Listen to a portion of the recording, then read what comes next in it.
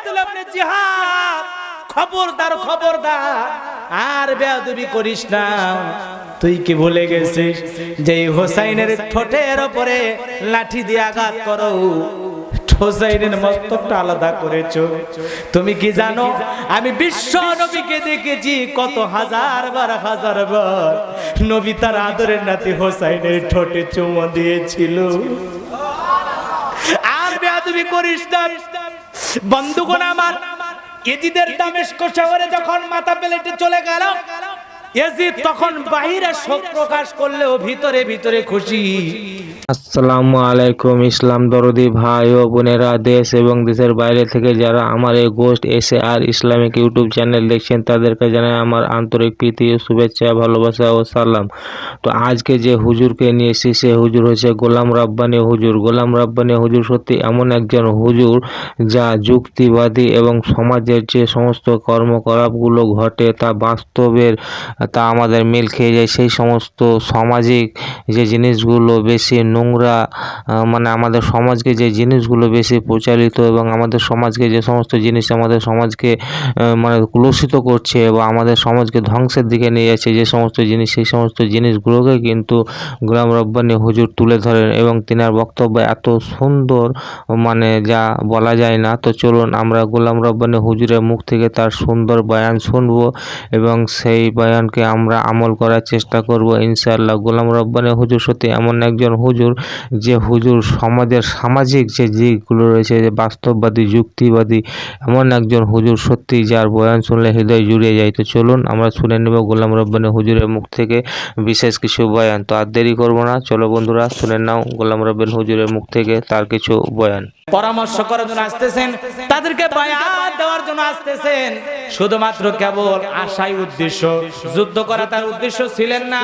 কিন্তু ফুরাত নদীর তীরে ইয়াজিদের সৈন্যবাহিনী যে বিশাল ব্যারিকেড তৈরি করা হলো, হোসেন ভিতরে যেতে চায়, ওরা যেতে দিল না। ওই জায়গায় তারা তাঁবু টাঙলো। এইবার ওবাইদুল্লাহ ইবনে জিয়াদের কানে খবর চলে গেল কি করা যায়। হোসেন এইবার ডেকে বলে, শোনো আমি তোমাদের কাছে তিনটা প্রস্তাব দেই।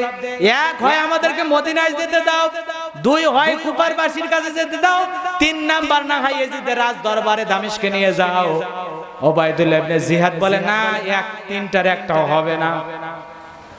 তারা মনে মনে যুদ্ধ ষড়যন্ত্র করতেছে আর সীমার এ কান পরা দিল, উস্কিয়ে দিল। ওবাইদুল্লাহ ইবনে জিয়াদকে ডেকে বলে, শোনো এমন সুযোগ হাতে পেয়ে ছাড়া যাবে না। হোসেনকে হাতের কাছে পেয়েছো, কোন কায়দায় যদি হোসেনের পরিবার সহ তাদেরকে আমরা হত্যা করতে পারি, তুমি কিন্তু ইয়াজিদের ডান হাত হয়ে যাবে। ওবাইদুল্লাহ ইবনে জিয়াদকে বলতেছে, যদি কোনো মতে হোসেনকে শেষ করা যায় তাহলে ইয়াজিদের ডান হাত হিসেবে তুমি কাজ করবা, তোমার প্রমোশন হবে, তোমার পদের উন্নতি হবে। আজকে পদের উন্নতির লোভ লালসা আছে না নাই? জোরে বলেন আছে না নাই? 10টা মার্ডার করা লাগলেও পদের উন্নতি দরকার। 100 জন মানুষকে হত্যা করে হলেও রাষ্ট্র ক্ষমতায় টিকে থাকা দরকার। আজকে এরই বাস্তবতা। ওবাইদুল্লাহ ইবনে জিয়াদের উত্তরসূরি আছে না নাই? জোরে বলেন আছে না নাই? তবে বাংলাদেশে নাই, ওগুলো অন্য দেশে আছে। বাইরে আমার যে কথা বলতে চাচ্ছিলাম, ওবাইদুল্লাহ ইবনে জিয়াদ আটকে দিল, তার পরিবারের সদস্যের খাবার দাবার পানি পর্যন্ত বন্ধ হয়ে গেল। বন্ধুগণ আমার অনেক নির্মম ঘটনা। এরা যুদ্ধ শুরু করলো, তার সঙ্গী সাথী যারা এসেছিল নির্মম ভাবে তাদেরকে শহীদ করা হলো। ইমাম হোসেন যেই দিন 10 মুহররম আশুরার দিন পরিবারের লোকদের সাথে শেষ সাক্ষাৎ করার জন্য গেলেন, স্ত্রীর কাছে বিদায় নেওয়ার জন্য গেলেন।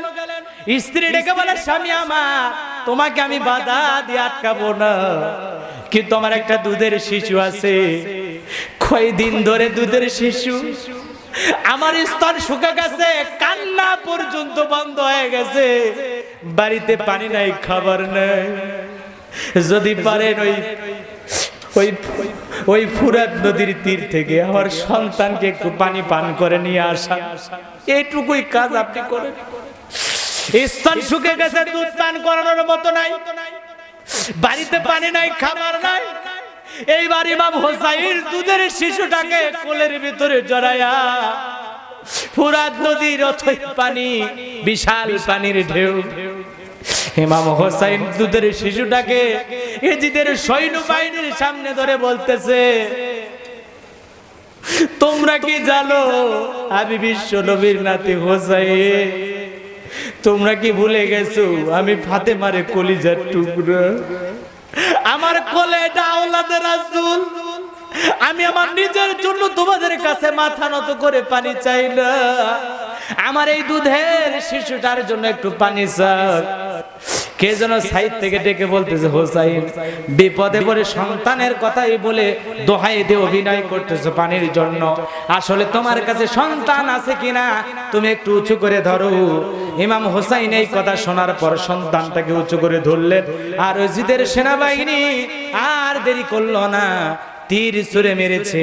আর ওই ছোট্ট নিষ্পাপ শিশুর কলিজাটা ছিদ্র করে ফিনকি দিয়ে রক্ত বের হয়ে দুনিয়ার থেকে বিদায় হয়ে শাহাদাত বরণ করলো।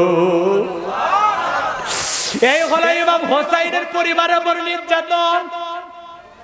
চিন্তা করে যে বিশ্ব নবী ইসলামী খেলাফত কায়েম করে গেলেন, তার পরিবারের কি অবস্থা?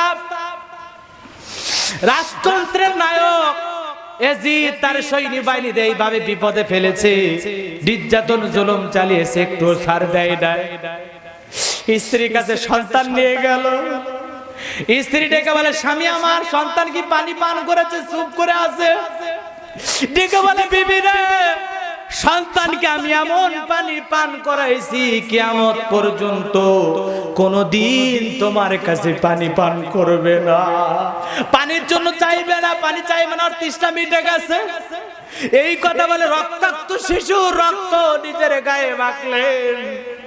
হোসাইন নিজের পরিবারের রক্ত নিয়ে স্ত্রীর কাছ থেকে বিদায় নিয়ে এই 10ই মুহররম জোহর নামাজের আগ পর্যন্ত যুদ্ধ চলতে থাকলো।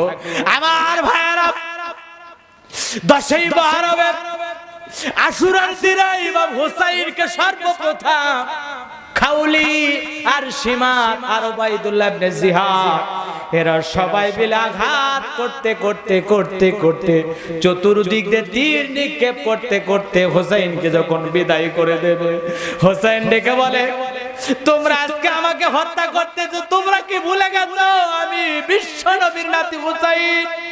তোমরা কি ভুলে গেছো আমি ফাতিমার নয়নের পুতুনি? আজকে আমাকে হত্যা করে মনে করতেছো ইসলাম শেষ হয়ে গেল? না না না না, আমি তো ইসলামের জন্য আমি হোসাইন জীবন দিয়ে গেলাম, তবু বাতিলের বর্ষতা আমি স্বীকার করলাম না, ইয়াজিদের রাজতন্ত্র আমি স্বীকার করলাম না, আমি হোসাইন ইসলামী খেলাফতের জন্য আমার জীবনটা বিলিয়ে দিয়ে গেলাম। ইসলামী শিক্ষা দেখেন, এটা হলো কারবালার শিক্ষা। রাজতন্ত্রের কাছে হোসাইন মাথা নত করলে সব মিটে যেত, কিন্তু আপনি মনে করতেছেন কিছু সময়ের জন্য তাহলে মনে হয় ইসলাম জিতে যেত না। হোসাইন যদি ইয়াজিদের রাজতন্ত্রকে স্বীকার করত, ইসলামের 12টা বেজে যেত। কিন্তু আপনি তখন মনে করছেন হোসাইন পরাজিত হয়েছে। না না, যে ইয়াজিদ জোর করে হোসাইনের উপর এত অত্যাচার নির্যাতন করলো, তার পরিবেশ পরিস্থিতি কেমন হয়েছে শোনেন। এইবার উবাইদুল্লাহ ইবনে জিহাদ হযরতে হোসাইনকে দেহ থেকে মাথাটা আলাদা করলো, মস্তকটা আলাদা করার পর হোসাইনের ঠোঁটে গালে লাঠি দিয়ে এরকম খোঁচাই গুতা মারে। হযরতে যায়েদ ডেকে বলে, তখন তার 80 বছর বয়স। হযরতে যায়েদ ডেকে বলে, উবাইদুল্লাহ ইবনে জিহাদ, খবরদার খবরদার, আর বেয়াদবি করিস না। তুই কি ভুলে গেছিস যে হোসাইনের ঠোঁটের উপরে লাঠি দিয়ে আঘাত করো, হোসাইনের মস্তকটা আলাদা করেছো?